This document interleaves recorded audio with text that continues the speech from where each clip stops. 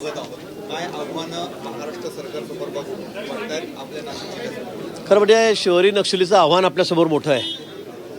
आज आपण जे बघतोय हे लेफ्टिस्टच्या माध्यमातून, नक्षलीच्या माध्यमातून या देशाला खरं म्हणजे कसा धोका पोहोचेल असा प्रयत्न काही शक्ती या ठिकाणी करतायत आणि त्यापासून आपण वाचलं पाहिजे.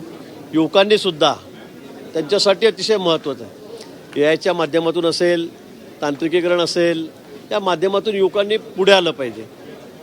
आणि त्याचबरोबर सर्वात महत्त्वाचं म्हणजे ड्रग फ्री इंडिया.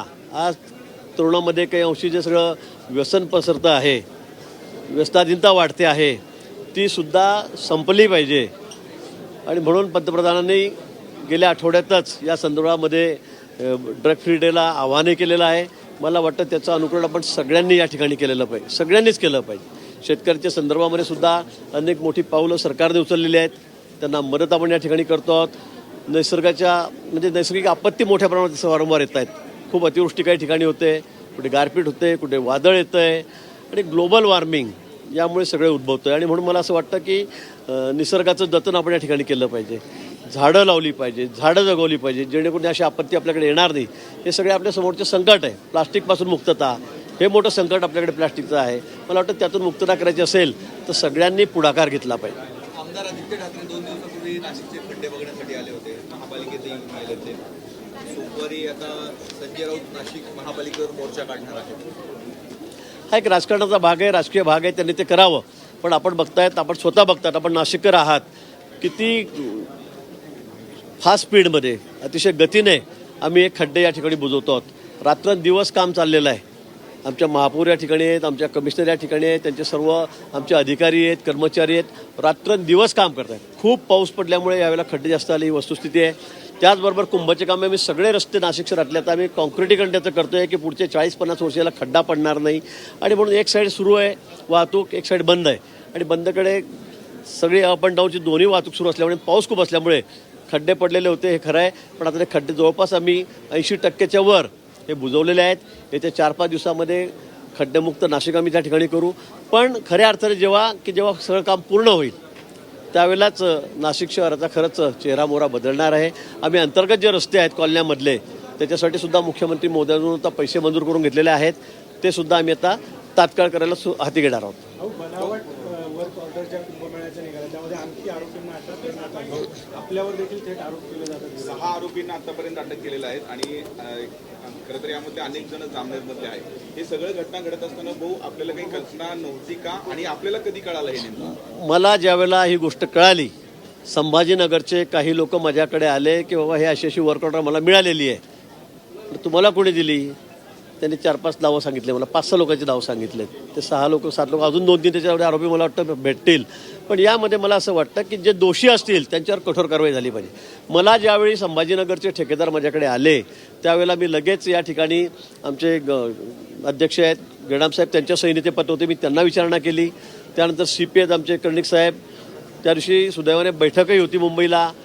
मुख्यमंत्री मोदयांच्या कानावर मी गोष्ट घातली. CP आम्ही आयुक्त आम्ही बसून त्या ठिकाणी ते सगळं वर्कआउट बघितलं. त्या अतिशय फेक होत्या, बोगस होत्या.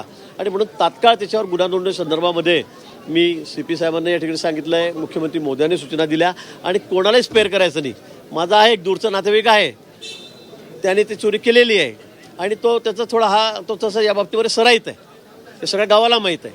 आणि म्हणून मला असं वाटतं की या ठिकाणी तो असेल, त्याच्याबरोबर काही लोक आहेत, धुळ्याचं कोणी एक जनाब आहे, या लोकांनी मिळून हा सगळा गुन्हा केलेला आहे. त्यांना आता तात्काळ अटक करण्यात आलेली. म्हणजे त्यांना कळायची आताच आम्ही त्यांना काही लोकांना ताब्यात घ्यायला सांगितलं होतं, त्यांना ताब्यातही घेतलेलं आहे. 2 महिन्याआधी मुंबईच्या काही लोकांनी असाच प्रयत्न केला. 3 गुन्हे त्यांच्यावरही दाखल झालेले आहेत.